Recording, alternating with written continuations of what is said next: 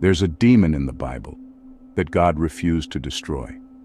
Not because he couldn't, but because he wouldn't. A being so dark, so calculating, that he tempted Abraham, corrupted Noah's descendants, and might have even whispered in Cain's ear before he killed his brother. But here's the part that will chill you. This demon still obeys God. Yes, he works for heaven to test humanity, to accuse us, to prove whether or not we truly love God, or we're just pretending. His name is Masema, and in the forbidden Book of Jubilees we finally learn who he is, what he wants, and the terrifying reason God lets him exist. But here's the real question. Why would a loving God create a demon like Masema, and then let him roam free among us? By the end of this video, you'll know the disturbing answer, and it might just change how you see evil forever. Stick around until the end, because the truth about Masema will not only connect the dots in Genesis, it may explain why Cain killed Abel in a way you've never heard before. And if you want even deeper secrets, you'll definitely want to check out our video on the Book of Jubilees, because what that book reveals about the origins of sin, fallen angels, and divine tests is beyond what most churches are willing to teach. Masema's name rarely shows up in your regular Bible. That's because he isn't in Genesis or Exodus or Revelation, not directly. But in the Book of Jubilees, an ancient Jewish text once considered scripture by many early believers, Masema is front and center. His name means hostility or hatred. But don't confuse him with Satan, at least not exactly. Masema is called the prince of the accusers, the leader of the spirits who rebelled, but only halfway. He's not a full-blown traitor like Lucifer. He's more like a cosmic prosecutor. He accuses, he tempts, he tests, and God lets him do it. He's the one who whispers lies and then stands before heaven to point out when you believe them. He doesn't act out of personal vengeance. He doesn't hate you. He wants to see if you'll fail. And the Book of Jubilees holds the answer as to why God lets him do it. According to Jubilees chapter 10, Masema was not always a villain. He was one of the spirits created by God himself. But after the flood, when Noah prayed to God for protection from the evil spirits that were tormenting his children, something shocking happened. God was ready to bind and destroy most of those evil spirits.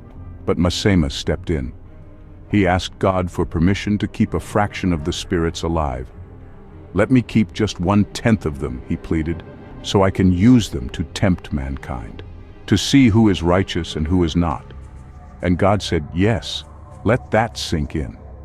God didn't just allow evil to continue, he authorized a part of it, through Masema. The result? Even after the flood, evil didn't vanish, it evolved. It got smarter, more personal, no longer Nephilim and giants, but betrayal, theft, violence, jealousy, pride, and Masema would be right there, guiding it. Now this is where it gets controversial. Some scholars believe Masema is Satan. Others believe he's a different being entirely. Why the confusion? Because both share similar traits. They tempt the righteous. They accuse humanity. They speak with God directly. But here's the twist. Satan, in many traditions, fell out of pride. He rebelled against God and tried to rule. Masema, according to the Book of Jubilees, never fully rebelled. He doesn't seek to destroy God's plan. He fulfills it in the most terrifying way. He's like a prosecutor working for the judge, making sure that no soul gets by on technicalities, a legalist, a perfectionist, a cosmic agent of accountability. He may hate you, but he won't disobey heaven. That's why God didn't destroy him, because he serves a dark but divine purpose. Still, if Masema is allowed to influence humanity, how far does that influence go? You might think after the flood, humanity had a clean slate. But Masema had other plans. In Jubilees chapter 10, after most evil spirits were bound, Masema was allowed to keep 1/10. He used those to begin again. His first target? Ham, the son of Noah. According to the Bible, Ham saw the nakedness of his father and dishonored him. But in the Book of Jubilees, it was Masema who stirred up that rebellious heart. But it didn't stop there. Canaan, Ham's son, would go on to steal land that wasn't his. This theft led to the divine curse passed down to his descendants. And guess who was behind the theft? Masema. He didn't need giants or wars to create destruction anymore. He worked through small acts of rebellion, disrespect, theft, pride. The things we consider minor are the very tools Masema uses to corrupt generations. And yet, God still lets him operate.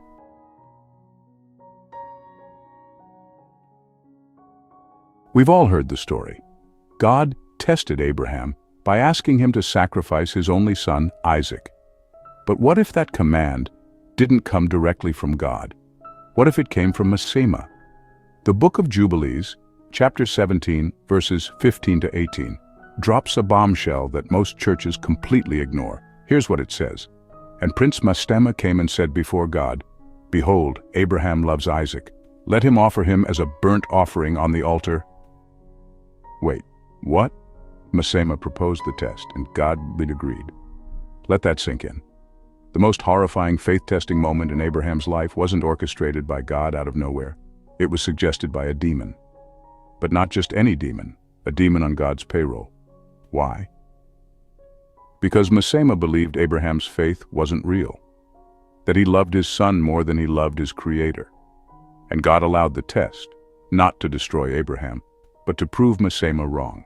This wasn't a cruel divine prank, it was a courtroom trial with Abraham's faith on the line. Masema was the prosecutor, Abraham, the defendant, Isaac, the evidence, God, the judge.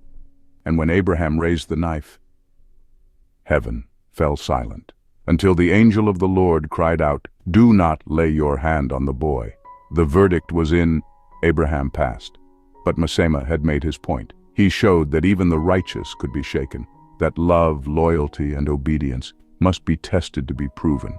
And once again, God didn't destroy Masema, he let him go. Why? Because the trials weren't over.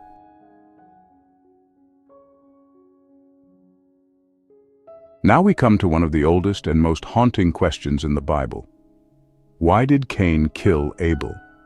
The book of Genesis tells us Cain was jealous that God accepted Abel's offering but rejected his. But the book of Jubilees hints at something deeper, darker.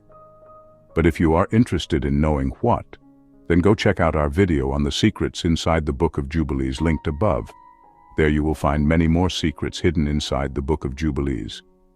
In this video we will stick to Masema. In Jubilees chapter 4, Cain's jealousy didn't arise from nowhere. He was under the control of an evil spirit. And while the spirit is not directly named, many scholars believe it was Masema. It makes sense. Who benefits from the first murder in human history? Who gains from dividing the very first family? Who would want blood to stain the ground before humanity even learns how to pray?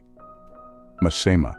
Because his role is not just to test the righteous, but to provoke the weak, to stir up jealousy, pride, and violence, and it worked. Cain invited Abel into the field, knowing full well what he was about to do. And when the ground drank Abel's blood, Masema smiled. Because he had won again, another soul corrupted, another scar etched into humanity's story. And even after that, God still didn't destroy him. We're finally here. After all the horror, after tempting Abraham, corrupting Cain, and haunting the bloodline of Noah, why didn't God destroy Masema? The answer is terrifying. Because God never intended to eliminate all evil from the world, not yet. Instead, he intended to give humanity free will, real choice, real responsibility. Without Masema, there is no choice. No temptation, no testing, no proving ground for righteousness. God allowed Masema to live, not because he needed evil, but because we needed the freedom to choose good. Masema exists as the counterbalance, a prosecutor, a shadow to reveal the light, the one who dares to accuse you before heaven, so that your faith must be more than words. That is why God didn't destroy Masema, because to remove him would remove our opportunity to overcome. So what does this mean for you? It means your trial, your temptations, your darkest moments. They're not just accidents. They're part of the cosmic courtroom. And sometimes Masema is watching, hoping you'll fall. But heaven is watching too, hoping you'll rise. You are being tested, not to break you, but to prove you, according to the Book of Jubilees. And if you've ever wondered why the world feels so heavy, so dark, so unjust at times, maybe it's because Masema still walks among us, but he doesn't have the final word. Now you know why God didn't destroy Masema. But this is only the beginning. The Book of Jubilees contains even more forbidden secrets, including the real reason Cain killed Abel, the timeline of creation, and why angels began watching over the nations of earth. So if you're ready to go deeper, go watch our video. This forbidden book explains why Cain really killed Abel. Click it right after this one. And for even darker truths, discover the Book of Enoch, where you'll learn how the watchers fell, how giants roamed the earth, and how God prepared the flood not just for mankind, but for the angels who corrupted it. Check out our video, The Shocking Secrets Inside the Book of Enoch. And if you found this video eye-opening, please like, share, and subscribe. You'll be helping us shine light into the shadows and reveal the truths others are too afraid to touch.